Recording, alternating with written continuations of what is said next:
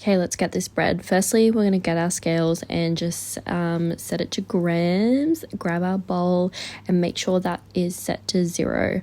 I'm using a high protein flour. This is the one that I use. You can just buy it from like your local supermarket, Woolies. And then I'm taking 500 grams of flour. 501 is really annoying, but whatever. And then I'm taking 10 grams of sea salt, like rock salt. This was annoying. I added too much, but anyway. And then this is my cool mug.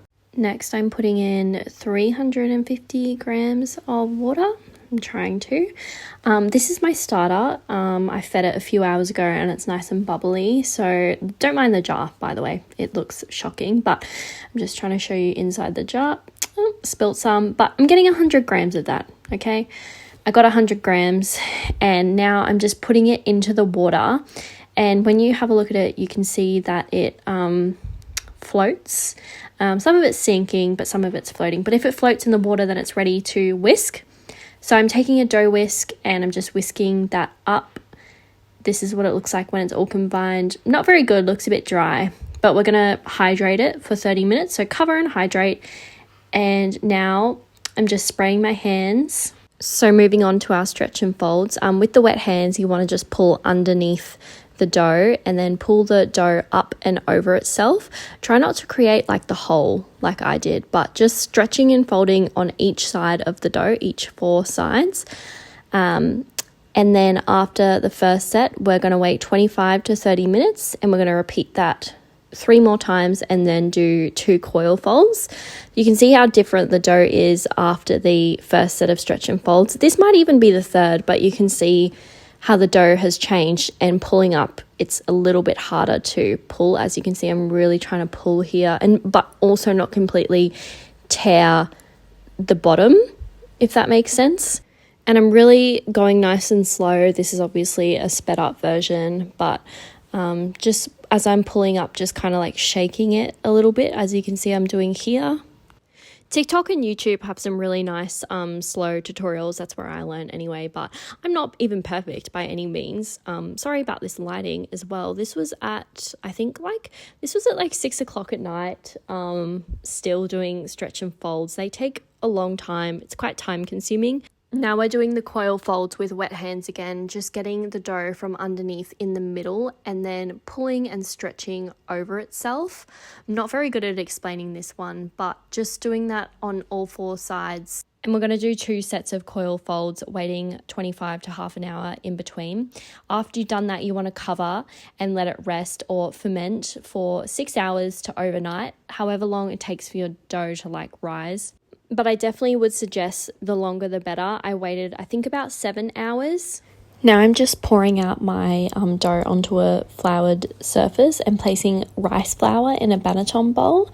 Now we're just going to lightly flour our dough and shape it into a rectangle so we can fold it into a ball.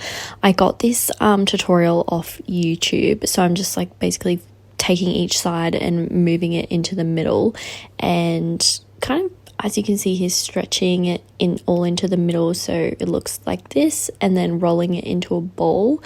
Don't mind my hoodie, by the way. Now place your ball into the rice floured banneton bowl and let it rest for 24 hours or overnight. This is what the dough looks like after being in the fridge overnight, and this is the pot I'm using. It's a Dutch oven, and we're going to be taking 4 ice cubes, razor blade and 2 sheets of baking paper and preheating our oven to 220 degrees Celsius fan force with the pot in it for 60 minutes. After that's been preheated, you want to take the dough out of the fridge and flip it onto some baking paper, and you're going to take your razor blade and score it however you like. I just like to score it in the middle because I think it looks nicer when it comes out. Place 4 ice cubes in the Dutch oven and then quickly put the baking paper down and the dough in to quickly steam seal it. Place it in the oven and cook until it's golden brown on top. And this is what it looks like when I take it out of the oven. It looks so good. It's so nice and golden. I like mine to look a little bit darker, but here's a little close-up shot. It was so hot at this point. You want to let it rest for an hour before you cut it. Now I'm just filming it under better lighting. This is after it had cooled down, so I could pick it up and like really show you. It rose quite a bit. This is what it looks like cut open. This is what an open crumb looks like. Not too open, but it still looks really nice. Another shot of it again. I was so proud of it.